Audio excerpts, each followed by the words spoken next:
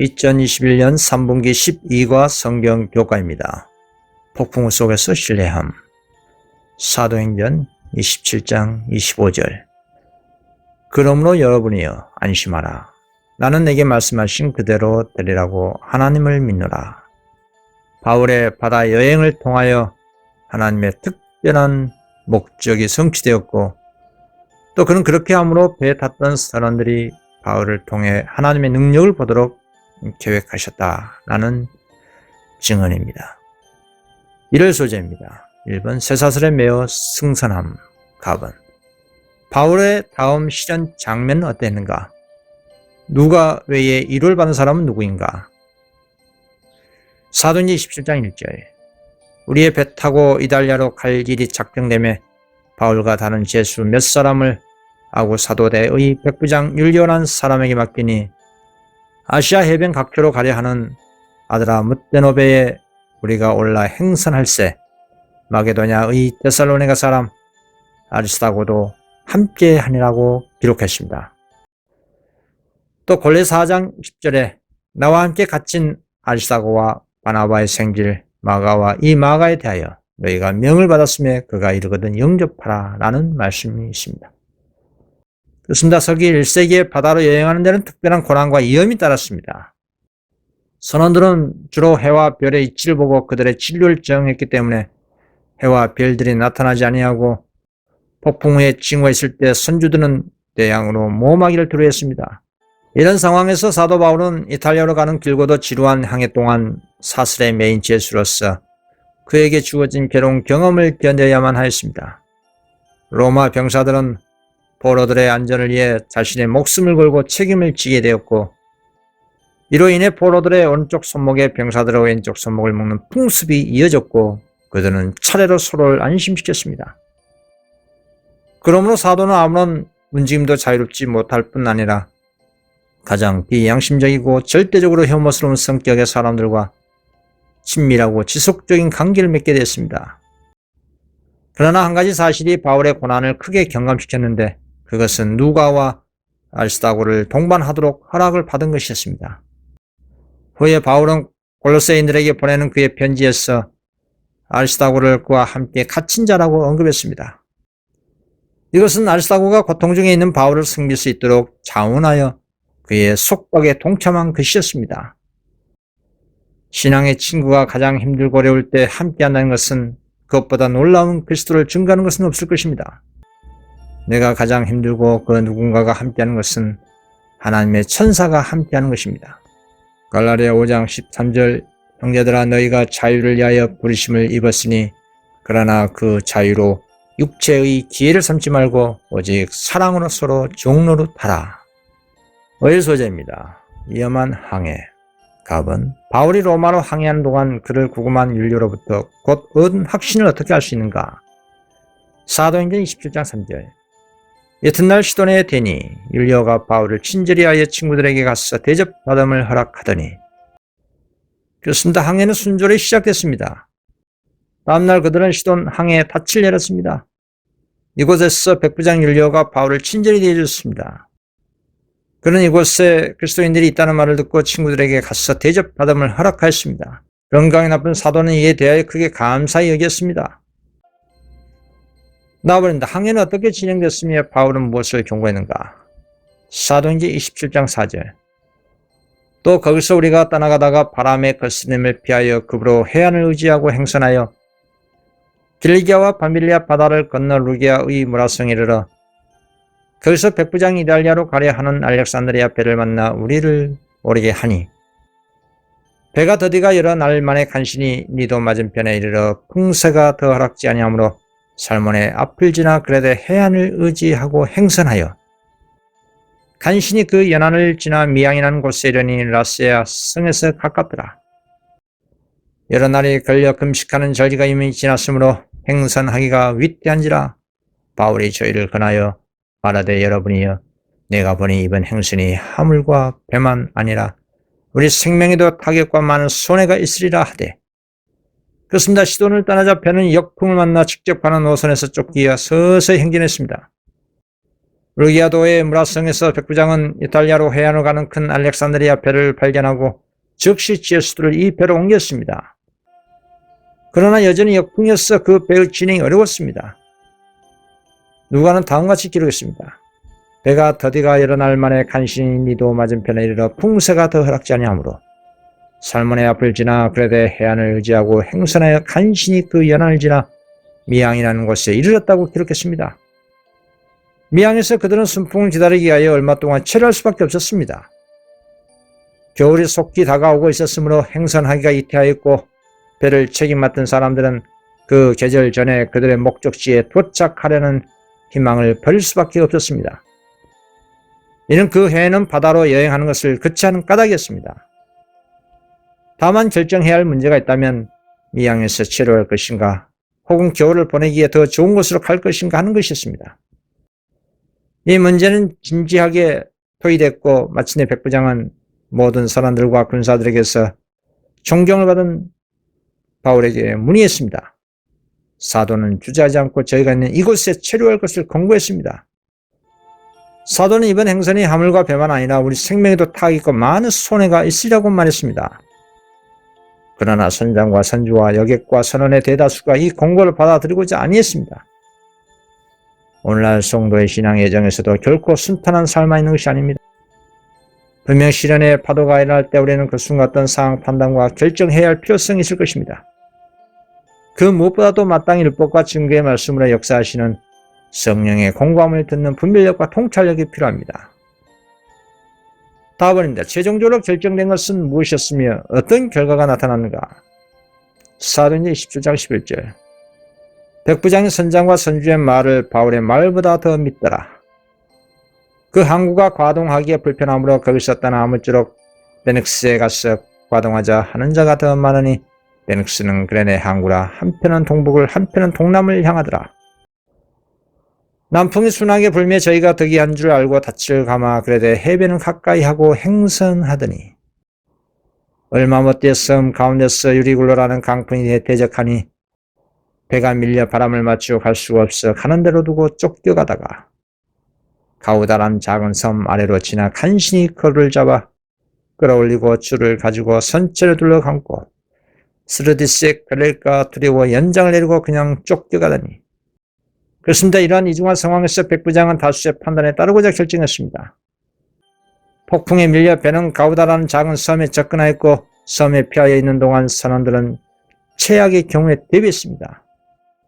배가 침몰할 경우 피할 수 있는 유일한 방편인 구명선은 달고 다는 것이었고 어느 순간에 부딪혀 산산조각이 날지 알지 못했습니다.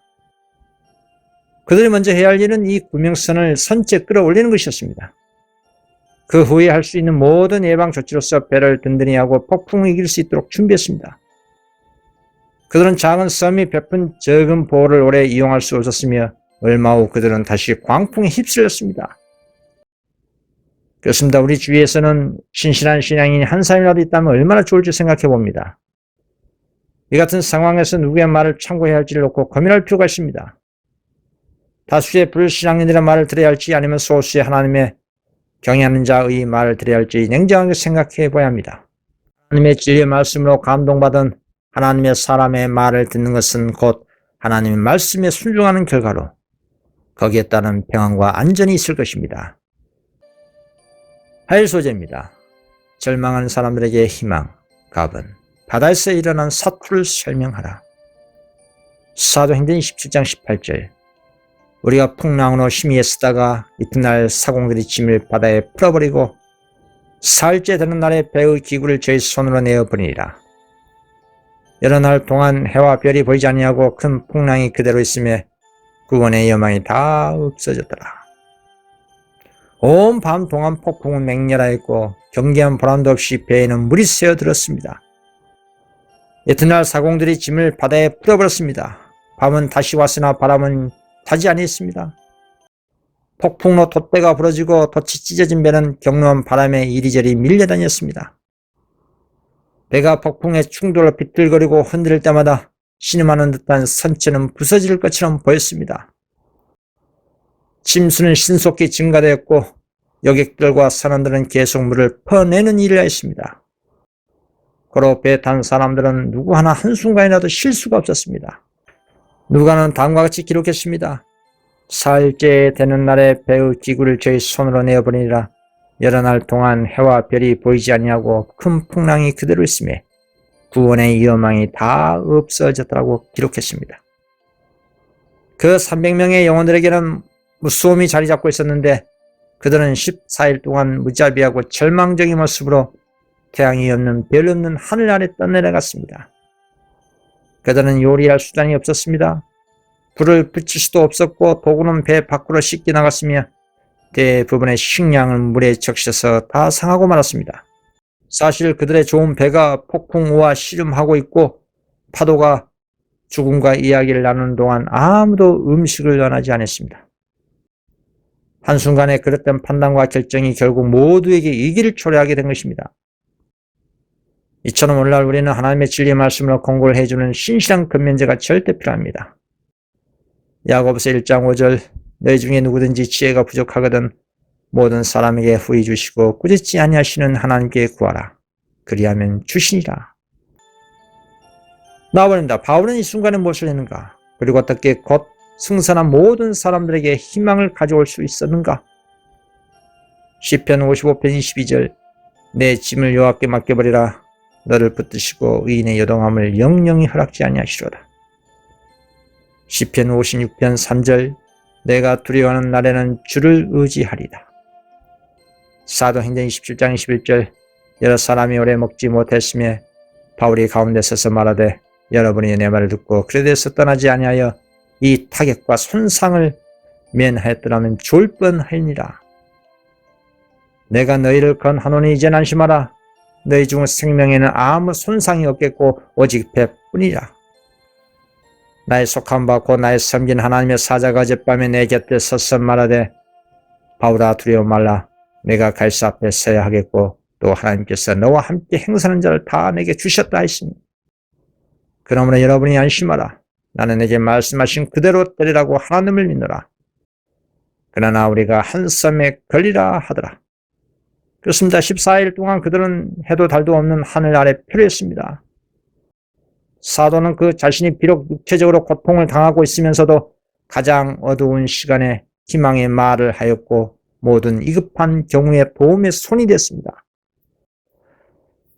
바울은 믿음으로 무한하신 능력의 팔을 굳게 붙잡았고 그의 마음은 하나님을 의지하였습니다. 바울은 자신에 대해 염려하지 않았습니다. 하나님께서 그리스도의 진리를 로마에서 증거하도록 그를 보호하시라는 것을 알았습니다. 그러나 그의 마음은 죄에 빠져 준비 없이 죽어가는 그의 주위에 있는 제약이 많은 가련한 영혼들에 대한 동정심으로 충만했습니다. 바울은 그들의 생명을 아껴주시기를 하나님께 열렬히 호소하였고 그의 기도가 응답되었음이 그에게 나타났습니다. 폭풍이 가라앉는 것을 이용하여 바울은 갑판 위에 서서 음성을 높여 사도행 27장 21절 여러 사람이 오래 먹지 못했으며 바울이 가운데 서서 말하되 여러분이 내 말을 듣고 그레데에서 떠나지 아니하여 이 타격과 손상을 면하였던 좋을 뻔하니라 하였습니다. 그리고 내가 너희를 건하노니 이제 안심하라. 너희 중 생명에 아무 손상이 없겠고 오직 배뿐이라고 설명했습니다.